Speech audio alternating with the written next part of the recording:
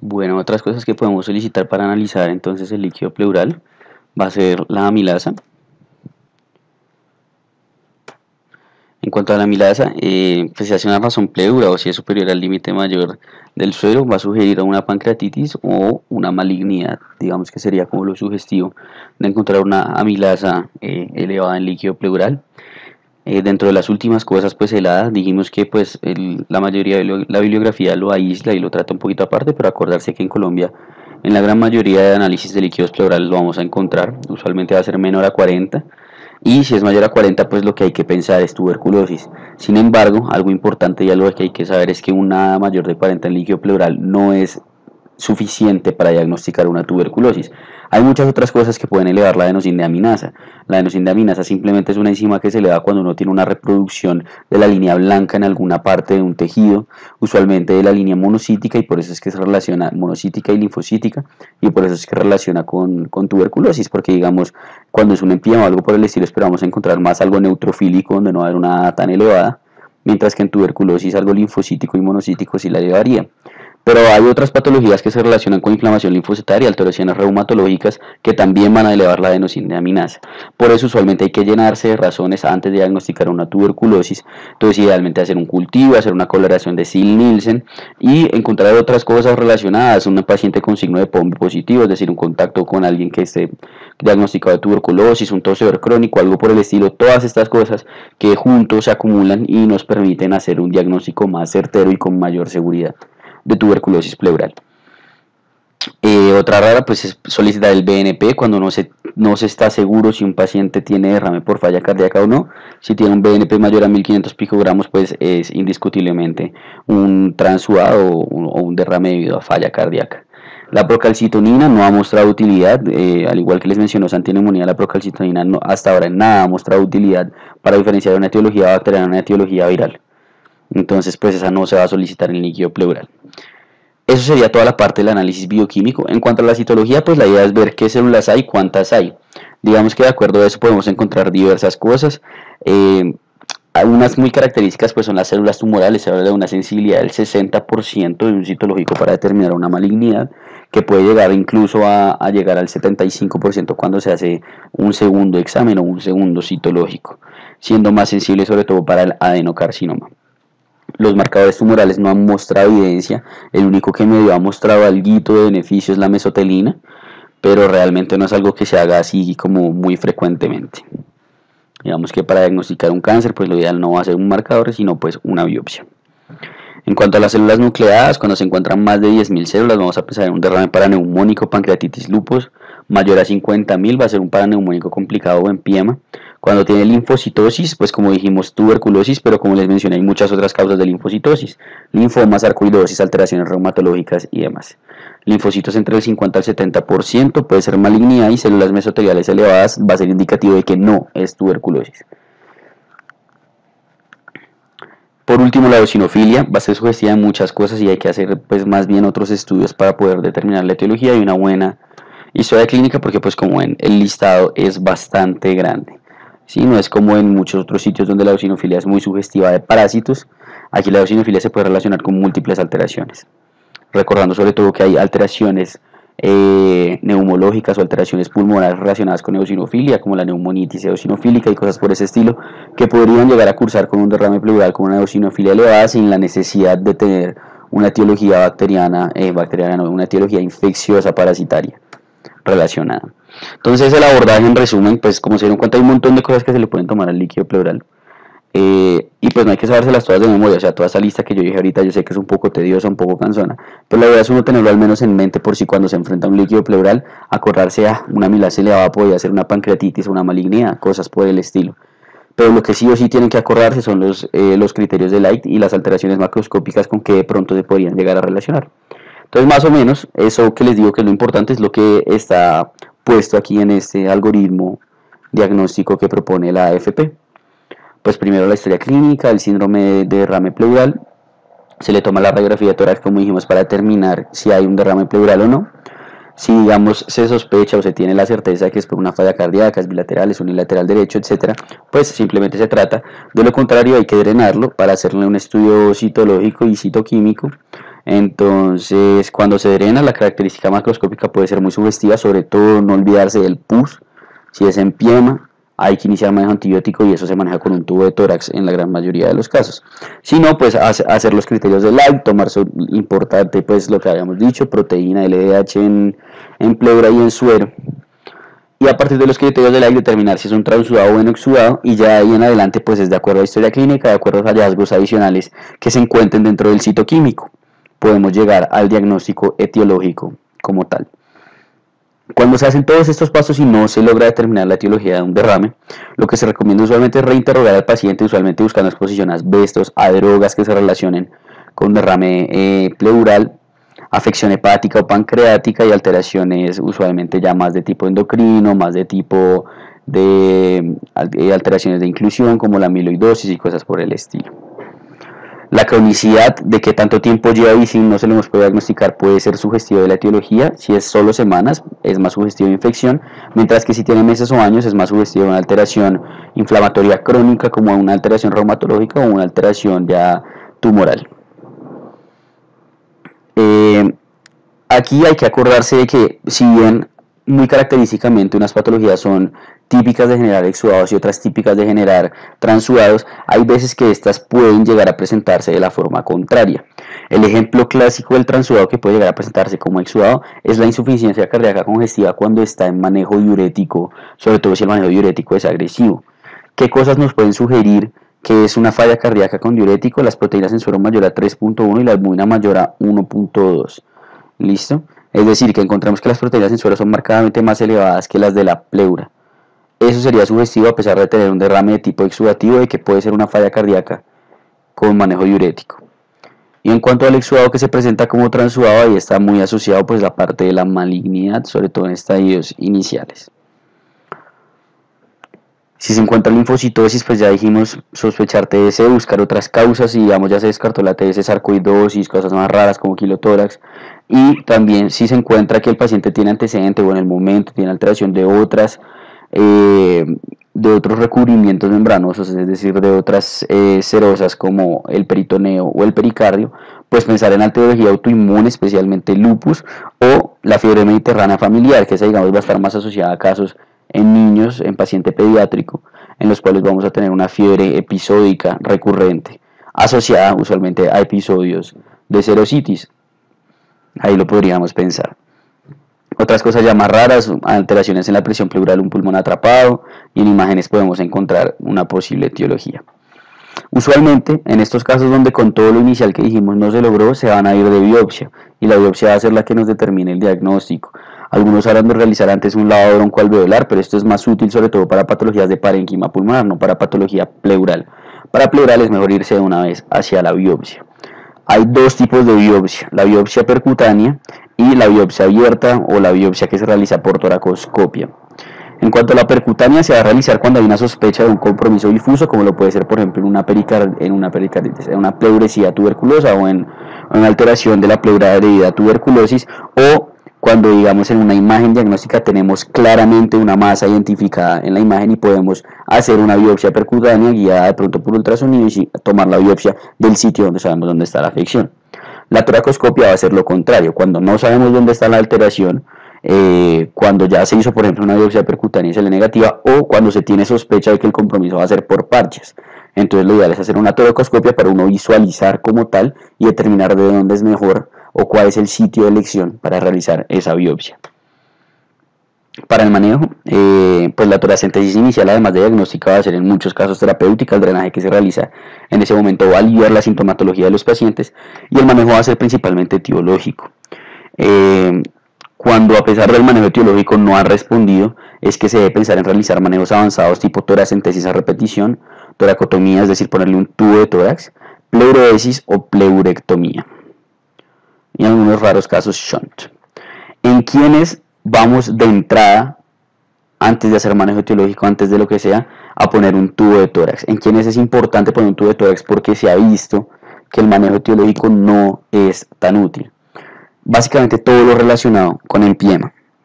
todo lo relacionado con el pus ahí. Entonces podemos ver que un líquido positivo, que se visualicen bacterias, la presencia de epiema, es decir, de pus, que haya la glucosa menor de 50, que habíamos visto que se asociaba principalmente con malignidad y con cosas infecciosas, un pH menor a 7,2, que como dijimos daba un peor pronóstico, sobre todo al manejo con pleurodesis, una LDH mayor de 1000, que también se asociaba con alteraciones reumatológicas y con alteraciones malignas, y un derrame loculado, porque el derrame loculado, la llegada del medicamento etiológico, sea cual sea, si es infeccioso, si es diurético, no va a ser tan útil, porque precisamente ese tejido fibrótico alrededor va a prevenir una adecuada concentración del medicamento que se esté utilizando en esa zona. Entonces en esos casos vamos a poner un tubo de tórax de entrada. Entonces, ¿cómo poner un tubo de tórax? Esto lo van a ver mucho mejor en cirugía, en las próximas semanas cuando pasen a cirugía, pero pues podemos ir adelantando un poco. Yo tampoco soy un experto, no es que me guste mucho, pero creo que es importante al menos saber lo básico de la técnica. Lo primero es que se hace una inserción en el cuarto y quinto espacio intercostal, usualmente en la línea axilar anterior o en la línea axilar media. Cuando se identifica ese cuarto espacio intercostal, se hace una incisión de más o menos 2 a 3 centímetros encima de la costilla. Acordarse que siempre debe ser encima de la costilla, porque abajo de la costilla va el paquete vasculonervioso y pues la idea es no dañarlo. Entonces, siempre encima de la costilla se hace una incisión de 2 a 3 centímetros. Posteriormente, con una pinza, lo que se hace es hacer una presión bastante fuerte hasta que se sienta que se ha atravesado la pleura. Posterior a eso se abre esa pinza como para disecar la pleura y generar una abertura. Cuando se saca la pinza, lo que se hace es introducir el dedo dentro del orificio que se creó y con el dedo se hace como un círculo para determinar que no hayan adhesiones por ahí como pegadas al sitio donde se insertó. Una vez se ha realizado esto, se inserta el tubo de tórax y se va a ingresar en dirección posterior superior. Siempre va a ser en esta dirección. Y una vez ya se haya insertado el tubo de tórax, usualmente se conecta a la trampa de agua, se evidencia que esté saliendo el contenido y se sutura. ¿Listo? ¿Cuándo se va a retirar? O sea, se puso el tubo de tórax para el drenaje, también hay que tener unos criterios para retirarlo. Va a ser cuando sea un drenaje menor a 200 cc en 24 horas, que ese drenaje sea un fluido seroso, no hemático ni purulento, que tenga una reexpansión pulmonar completa, es decir, cuando yo digo lo voy a cerrar, voy y le tomo una radiografía y evidencio que el pulmón está completamente expandido y que haya asociado a una mejora sintomática. Si el paciente sigue muy sintomático, así esté sacando poquito líquido, lo ideal es dejárselo mientras tanto. Algunos casos ya particulares de los cuales hablan, por ejemplo, las guías de la BTS, son el manejo del derrame pleural maligno y el derrame pleural paraneumónico o el empiema.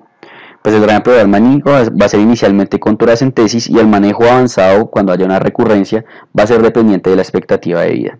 Si la expectativa de vida es muy baja, de semanas, podemos hacer simplemente toracentesis a repetición. Si tiene una expectativa de vida moderada a alta, si es mayor a un mes, podemos utilizar un catéter implantable en el cual se inserta un catéter como tal al espacio pleural y se deja de forma permanente para de ahí estar drenando el líquido. O la pleurodesis cuando es menor a un mes. La pleurodesis, como dijimos, pegar como tal la pleura parietal con la visceral. En cuanto al derrame paraneumónico, pues iniciar manejo antibiótico. En el manejo antibiótico ya nos tenemos que escalonar, pensar que siempre el derrame paraneumónico, sobre todo cuando se comprima con empiema, va a estar relacionado a estafilococo aureus, bacilos gram negativos o anaerobios. Entonces hay que poner algo que nos cubra estos tres. Hay dos esquemas antibióticos propuestos usualmente en las guías: cefalosporina, metronidazol y piperacilina tazobactam.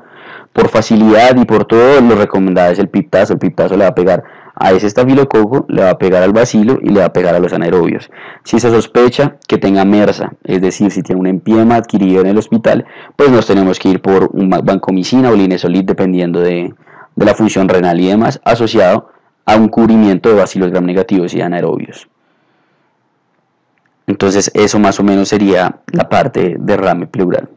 Ahora, en cuanto al neumotórax, el neumotórax va a ser, pues a diferencia del derrame, ya no es líquido sino aire, pero va a ser una presencia patológica de aire en el espacio intrapleural.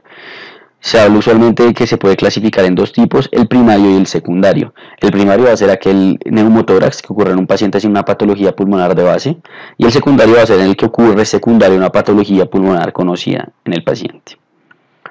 En cuanto a la epidemiología, pues el primario va a ser principalmente relacionado a los neumotórax en poblaciones jóvenes y va a tener una recurrencia entre el 25 y el 50%. Y en cuanto al secundario, siempre se va a relacionar a EPOC, pensar siempre en EPOC, en un neumotórax secundario, del 50 al 70% de los casos van a deberse a EPOC, y en los pacientes jóvenes pensar en alteraciones como la fibrosis quística. ¿Qué factores de riesgo tenemos para el neumotórax primario? El tabaquismo, a mayor tabaquismo, mayor riesgo, historia familiar y alteraciones del colágeno del tejido conectivo, como puede ser el síndrome de Marfan. Para el secundario, pues va a ser toda la patología o la neumopatía que se relacione con esto: EPOC, fibrosis quística, tumores, neumonía, endometriosis pleural, neumopatías crónicas de etiología autoinmune. Me voy a detener un momento en la parte de la endometriosis pleural porque es un caso bastante particular y que hay que tener en cuenta, porque si bien no es común, puede ser difícil su diagnóstico. La endometriosis pleural, pues en general la endometriosis se refiere cuando hay implantación anómala del tejido endometrial en alguna parte del cuerpo. Usualmente suele ser peritoneal. Estas mujeres suelen hacer dolor abdominal recurrente, sobre todo periódico y relacionado con el ciclo menstrual, porque este tejido endometrial que está implantado de forma anómala también se va a regular con el ciclo hormonal de la mujer, es decir, también va a crecer y también se va a destruir conforme ocurre el ciclo menstrual, tal cual como pasa en el útero de la mujer. En casos raros, este tejido endometrial anómalo puede estar en la pleura. Entonces, cuando se da el ciclo hormonal, este tejido va a crecer, y cuando se está en la fase menstrual, pues este tejido se va a degradar y va a soltar gas en su degradación. Cuando suelta gas en su degradación, pues va a generar la acumulación patológica de aire en el espacio intrapleural y va a generar un neumotórax, que en este caso se va a conocer como neumotórax catamenial. ¿Listo? Entonces, pues tenerlo en cuenta por si las moscas. Un neumotórax a repetición de forma periódica en una paciente en edad fértil puede ser un neumotórax catamenial asociado a una endometriosis pleural. En cuanto a la presentación clínica, pues ambos, sea primario o sea secundario, en cuanto al dolor y a los hallazgos al examen físico, van a ser muy similares. Va a ser un dolor de tipo pleurítico, es decir, que se exacerba con la inspiración y la expiración, que se mejora con la posición de la plegaria mahometana, y va a ser, pues, a los hallazgos a la inspección, si es severo puede generar una simetría. También, si es severo, puede a la inspección simplemente ver evidencia de congestión, porque puede ser un neumotórax a tensión y estar generando un shock en el paciente, puede haber ingurgitación yugular, etc. Pero en los casos no tan severos, pues no se va a ver nada así tan claro en la inspección, aparte de los posibles hallazgos de dificultad respiratoria. A la auscultación va a haber un velamiento o una ausencia completa de los ruidos respiratorios. Va a haber una disminución en el frémito, a diferencia en el derrame pleural.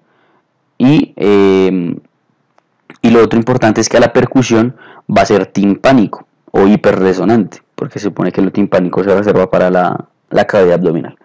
Entonces puede haber una hiperresonancia a la percusión en estos pacientes. ¿Qué es lo que va a cambiar conforme a si es primario o si es secundario? El primario va a ser un paciente usualmente joven, sin antecedentes conocidos, sin patología pulmonar conocida, que simplemente de la nada le da un dolor pleurítico súbito.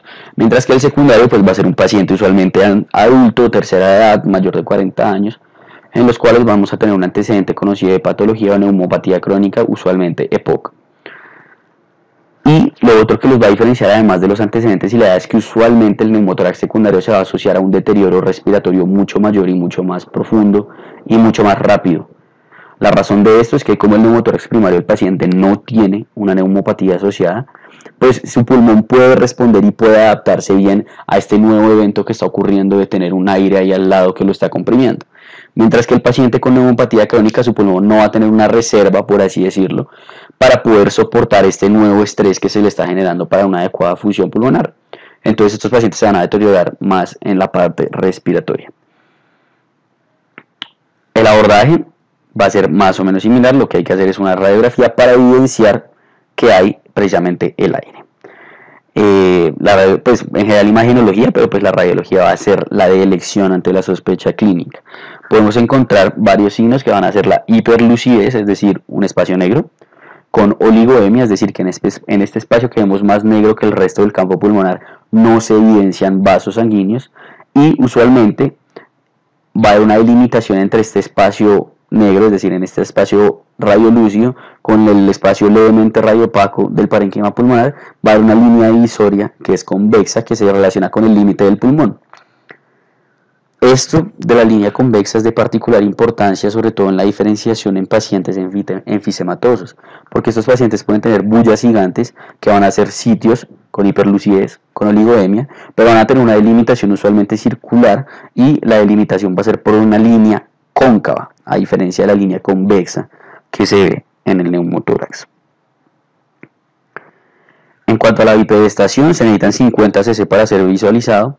En el decúbito supino, el paciente que está acostado, podemos encontrar un signo que se llama el signo del surco profundo, ahorita lo vamos a ver. Y en cuanto al decúbito lateral, hasta 5 cc se pueden evidenciar con una hiperlucidez precisamente en la cara lateral de la pleura, en la cual del pulmón que está afectado. Algunos proponen hacer una estimación del tamaño de acuerdo al porcentaje de afección con esta fórmula, pero realmente no es tan útil. Vamos a ver ahorita que el manejo va a depender es más de los centímetros de separación entre la pleura y el pulmón y de la sintomatología del paciente. Entonces esto es como por si alguna vez se los preguntan, pues se puede calcular así. Se toma la distancia que hay a nivel basal, la distancia que hay a nivel pues, lateral superior y la distancia que hay a nivel apical. Entre la pleura y el pulmón se suman, se divide entre 3 y se dice que ese es el porcentaje de compromiso que tiene el paciente, siendo la distancia en milímetros, ¿no? Entonces, ¿cómo se va a ver el neumotórax en las radiografías? Puede ser un hallazgo no tan sugestivo como lo es en este caso. Aquí tenemos pues las flechas que nos están ayudando. Aquí se ve en este espacio que está delimitado por las flechas, se va a ver precisamente un espacio de radiolucidez en comparación, por ejemplo, con estas pequeñas radiopacidades que se encuentran en el parénquima pulmonar. Esto va a ser una radiolucidez. Vamos a ver la línea convexa de la cual estábamos hablando y vamos a ver que en esta zona no hay vasos sanguíneos. Los vasos sanguíneos son estas líneas radiopacas que vemos a nivel del parénquima pulmonar. Aquí no se ven, ni siquiera en la parte inferior, que es donde más vasos sanguíneos se suelen evidenciar en la radiografía. Entonces este sería un neumotórax acá del pulmón izquierdo. En otros casos pues ya va a ser muchísimo más sugestivo, como puede ser este caso. Hay una marcada diferencia entre el campo pulmonar izquierdo y el campo pulmonar derecho. Aquí se ve una hiperlucidez con clara oligodemia y aquí se ve la línea divisoria convexa que nos indica dónde está el pulmón. Hay algo de desplazamiento de las estructuras mediastinales, se ve un poco la tráquea desviada hacia el lado contralateral. Este es el signo del surco profundo que les mencionaba, que se puede presentar en los pacientes cuando tienen un neumotórax en decúbito supino. El paciente, lo que pasa es que como se acuesta y el pulmón por así decirlo, hay una presión de las costillas en la pleura relacionada al pulmón, empujan en cierto modo el aire hacia abajo y lo que hacen es hacer este signo del surco profundo. Aquí también podemos ver que incluso hay algo de neumotórax por este lado de la pared que está delimitado ahí por esas líneas, esas cabezas de flecha blancas. Este es el ejemplo de que les decía de por qué es tan importante esta parte de la línea convexa. Este es un paciente enfisematoso y lo que tiene son unas bullas gigantes. Si ustedes ven aquí tiene una bulla, se ve esta zona de hiperlucidez con oligodemia, pero acá arriba vuelve a haber algo de vasos sanguíneos y algo de lucidez. Acá pues claramente está marcada la línea de la bulla y es de tipo cóncavo, no es de tipo convexo. Y en algunos casos podemos relacionar las dos patologías pleurales que vimos. Aquí podemos ver un campo pulmonar izquierdo pues conservado con algo de reforzamiento vascular, de pronto algo de alteración iliar, pero en el lado derecho claramente tenemos una alteración bastante significativa. Podemos evidenciar un derrame marcadísimo, borramiento de ángulo costofénico, radio opaco, etc. Pero asociado además, aquí podemos ver que si comparamos esta zona del pulmón con esta zona del pulmón, aquí hay una radiolucidez con oligodemia. En cambio aquí podemos ver el pulmón completamente colapsado. ¿Listo? En este caso vemos que no hay desplazamiento de las estructuras mediastinales. Entonces algo que quiero hacer claridad aquí es que depende de donde lean, la definición de neumotórax, atención, cambia. Algunos refieren que es cuando hay desplazamiento de estructuras mediastinales y otros refieren que es cuando hay alteración hemodinámica. ¿Cuál es como la más útil y en la que más se encuentra? Es la de la alteración hemodinámica. Un neumotórax que genera alteración hemodinámica se considera neumotórax de atención y se debe manejar como tal, como una urgencia, se debe hacer el pinzamiento si no se puede hacer un tubo de tórax urgente y cosas por el estilo. Mientras que uno puede tener un desplazamiento mediastinal sin compromiso hemodinámico, claramente si hay desplazamiento mediastinal pues indica severidad y hay que tener cuidado con ese paciente, pero no es una urgencia vital de la magnitud de un paciente que tiene la alteración hemodinámica. En otras imágenes pues podemos encontrar el TAC, al igual que en el derrame el TAC va a ser más sensible, más específico, va a ser mejor y también va a poder determinar la etiología. Y el ultrasonido se va a utilizar principalmente en escenarios de UCI y esto, como dijimos, todavía no tenemos la experiencia suficiente para decir que el ultrasonido es lo mejor en la patología pleural, o que se recomienda, o sea, se sabe que en su gran mayoría es lo mejor, pero falta la experiencia y el personal experimentado en su uso. En el TAC vamos a ver esto, a diferencia del derrame, vamos a utilizar la ventana del parénquima pulmonar, no la ventana de corazón y vasculatura. Aquí vamos a ver pues el pulmón normal, el parénquima pulmonar pues no normal, las alteraciones que hay como por este lado o algo por el estilo, las vamos a ver el sábado en la radiografía de imagenología, pero alrededor del parénquima en este lado izquierdo del paciente podemos ver esta zona hipodensa completamente negra, pues esto va a ser aire, ¿listo? Y ese va a ser el neumotórax unilateral de ese paciente. Al igual que en el derrame pleural existía el síndrome de Contarini, en el derrame pleural también tenemos un síndrome raro, un efecto raro, y es el tórax de búfalo. Se llama así porque los búfalos no tienen división entre las pleuras de sus dos pulmones. Entonces, usualmente, debido a iatrogenia, usualmente debido posterior a una corrección diafragmática, posterior a alguna cirugía, se genera una perforación que genera una comunicación anómala entre las dos pleuras. Entonces, puede que un paciente tenga un neumotórax unilateral, pero debido a esa comunicación, ese aire empieza a pasarse hacia la otra pleura y genera un neumotórax bilateral. Y es lo que se conoce como el tórax de búfalo. ¿Cómo va a ser el manejo entonces de estos pacientes? Como dijimos, va a depender no del porcentaje, sino de la distancia que hay entre la pleura y el pulmón y la sintomatología. Cuando es primario y es menor a 2 centímetros y es asintomático, vamos a utilizar simplemente oxígeno humidificado al 100%. No tenemos por qué churar al paciente ni causarle una incomodidad necesaria. Me voy a detener un momento aquí a explicar por qué el oxígeno humidificado al 100% es útil, o sea, cuál es la fisiología detrás de esto.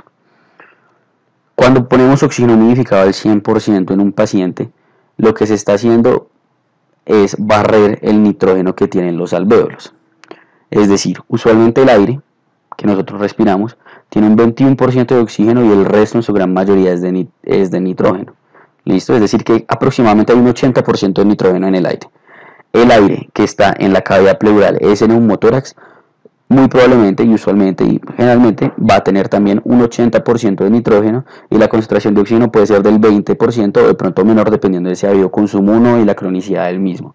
Pero el punto es que el nitrógeno es lo que predomina en esa mezcla gaseosa que hay en el espacio pleural.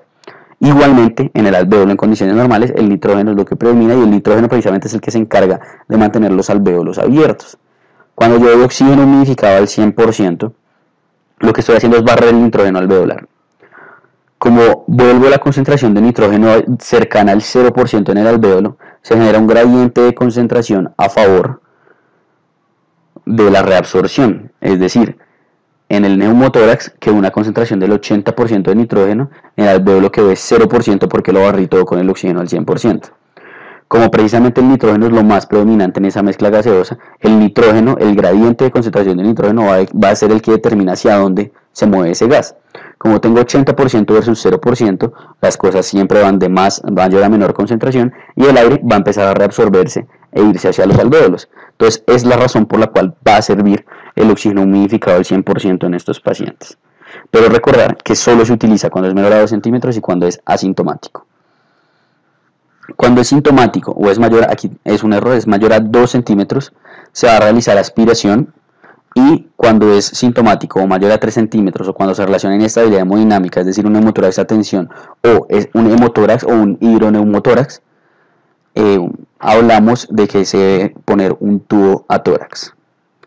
Cuando es secundario, está la posibilidad muy limitada y muy como controvertida de poner oxígeno humidificado al 100% en los pacientes cuando tienen un neumotórax menor a 1 centímetro y cuando son asintomáticos. ¿Cuál es el problema? Dijimos que el 70% a 80% de los casos van a ser relacionados con EPOC. Los pacientes epocosos, como sabemos, tienen una acidosis respiratoria crónica porque son hipoxémicos crónicos y por ende son hipercápnicos crónicos. Es decir, en estos pacientes, las alteraciones en la concentración del oxígeno ya no determinan el estímulo respiratorio, ya no les van a causar disnea, ya no les van a causar necesidad de respirar a nivel del bulbo, en el complejo de Preutzinger y todas estas cosas. En ellos, en estos pacientes que sufren de estas neumopatías crónicas y estas hipoxemias crónicas, el estímulo respiratorio depende única y exclusivamente del CO2. Si yo le meto oxígeno humidificado al 100% a un paciente que es epocoso, que es hipercápnico crónico, lo que hago es barrerle el CO2 de su sangre. Como le quito el CO2 de la sangre, le estoy quitando lo que le está estimulando su centro respiratorio y le puedo generar una falla ventilatoria. Eso lo vamos a ver mejor cuando veamos la tutoría de insuficiencia respiratoria aguda, cuando se divide el IRA tipo 1 y el IRA tipo 2, para determinar el manejo y como las metas de saturación en los pacientes. Pero entonces el punto es que es peligroso, entonces hay que tener cuidado de si se va a realizar esta estrategia, no hacerla en pacientes hipercápnicos crónicos. Se prefiere usualmente ya métodos invasivos, de 1 a 2 centímetros con síntomas, aspiración, tubo de tórax, mayor a 2 centímetros con síntomas. En muchos sitios incluso van a encontrar que la aspiración tampoco se recomienda y que idealmente a todos les ponen un tubo a tórax. Ahorita vamos a hablar de cómo se hace la aspiración y el tubo a tórax, pero primero vamos a hablar de cuándo hay recurrencia. Hago mi manejo inicial de acuerdo a los síntomas y de acuerdo a la cantidad de aire que hay determinada por los centímetros de separación, y el paciente recurre, el paciente sigue con neumotórax o se resolvió y vuelve a presentar el neumotórax. En estos casos usualmente nos vamos a ir con una técnica de pleurodesis, es decir, como dijimos, pegar las dos pleuras. La pleurodesis puede ser de dos tipos, mecánica o química. La pleurodesis mecánica va a ser usualmente asistida por toracoscopia, en donde se va a hacer una abrasión con gasas o unas suturas o algo por el estilo. Y la química lo que se va a hacer es como tal una irritación química de las dos pleuras que van a generar una cicatrización en la cual se pegan precisamente la pleura parietal con la pleura visceral. Esta se puede hacer o con tetraciclinas o con talco. Idealmente se sugiere que sean las tetraciclinas porque el talco tiene un mayor riesgo como de generar más irritación de lo deseado e incluso progresar a un síndrome de estrés respiratorio del adulto. Ahora sí, la técnica de la aspiración va a ser una toracostomía, es decir, igualita como cuando se iba a poner el tubo a tórax, solo que ahora se inserta un catéter de más o menos 8 a 12 French, se conecta a la succión por 4 horas. Posterior a las 4 horas se clampea, se le toma una radiografía del tórax al paciente y si se evidencia que había una reexpansión pulmonar completa, se puede retirar y suturar. En cuanto al tubo de tórax, va a ser la misma técnica que describimos para el manejo del derrame pleural. El tubo va a ser de 22 a 24 French. Y en este caso, los criterios para retirarlo van a ser básicamente que no haya escape y haya reexpansión completa en un periodo de 24 horas. Es decir, le puse el tubo de tórax a mi paciente y uno va a ver que los pacientes con neumotórax, ustedes lo habrán visto muy seguramente en el hospital, en los pacientes que tengan hospitalizados con tubo de tórax, ese tubo está conectado a lo que se llama la trampa de agua, que es esa cajita que tiene 3 como columnas. Esa trampa de agua lo que se encarga es de estar succionando y sacando lo que hay en ese espacio pleural. Cuando los pacientes respiran, que es como usualmente cuando uno mira el tubo de tórax a ver si hubo fuga o no, uno le dice respire profundo y uno ve que cuando tienen fuga hace burbujeo la trampa de agua. Cuando dejan de hacer eso, usualmente es porque el neumotórax se ha resuelto. Entonces, cuando no hay escape, cojo y lo clampeo, o sea, lo cierro. A las 12 horas de haberlo cerrado, voy y miro que el pulmón haya reexpandido completamente. Y cuando complete las 24 horas de estar sin fuga y yo de haber comprobado que hay una reexpansión completa, lo puedo retirar. ¿Listo? Y pues, esa sería entonces la tutoría de patología pleural. Cualquier duda, cualquier problema que tengan, pues me comentan y pues estoy dispuesto a ayudarles en lo que necesiten.